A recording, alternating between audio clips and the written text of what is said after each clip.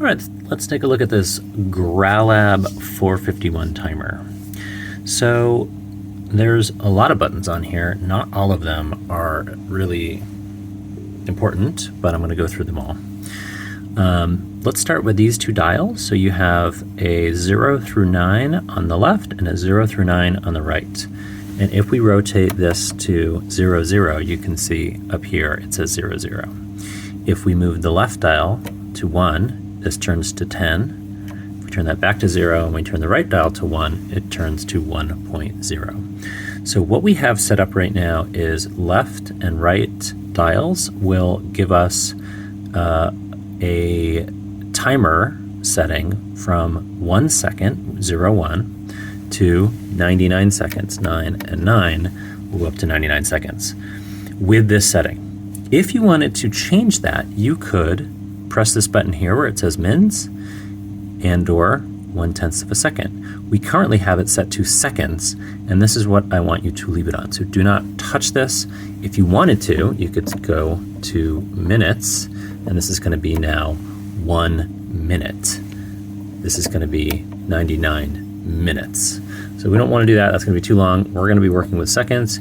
Tenths of a second are not really where we want to be either. This would go up to 9.9 or 0.1. Neither of those are really helpful, right? This tenths of a second is too precise and minutes is too long. So we leave it on seconds, don't touch it. The next thing over here, these buttons, you'll see high, dim, and off. This is the brightness of the red readout. We can leave it on high, that's fine. Going down now, you can see M1, INTV, M2. We're going to leave it on M1, don't touch that. Here you see auto start, single start. We're going to leave it on single start, don't touch that.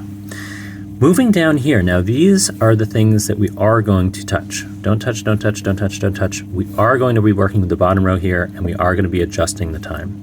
Down here you can see that the default, when we turn the timer on, it says tone, metro, or off.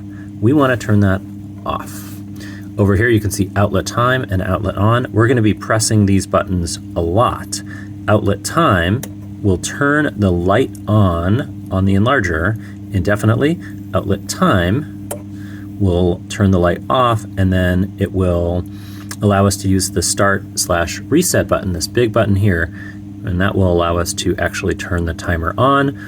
When the button is set to outlet time, the light will be off until we press the start button, and the light will turn on for the amount of time that we have set, in this case 2 seconds.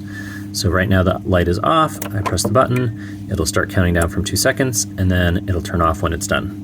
So this is the layout of the timer. The main things that you need to know are the bottom row. You may want to know these things here to be able to kind of reset them if you need to, but all of the timers should be, when you turn them on, have these settings set. If one of these is off, you may run into some trouble. So it doesn't hurt to know that you want to be on seconds, high, M1, single start. This one will always default to tone when you turn the timer off and on. And by the way, the timer on-off switch is up here.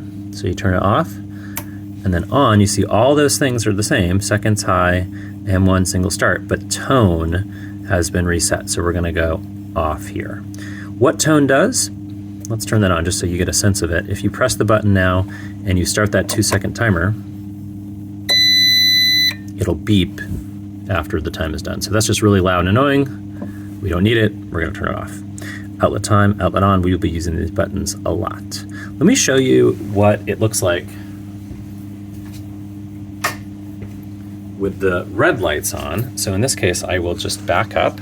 You can see my easel here and my enlarger. So the easel, I'm going to brighten up the aperture so that we can get a nice bright amount of light. Right now, when I press this button, the light will turn on for the 2 seconds, and then it will turn off after the 2 seconds. So that's your timer.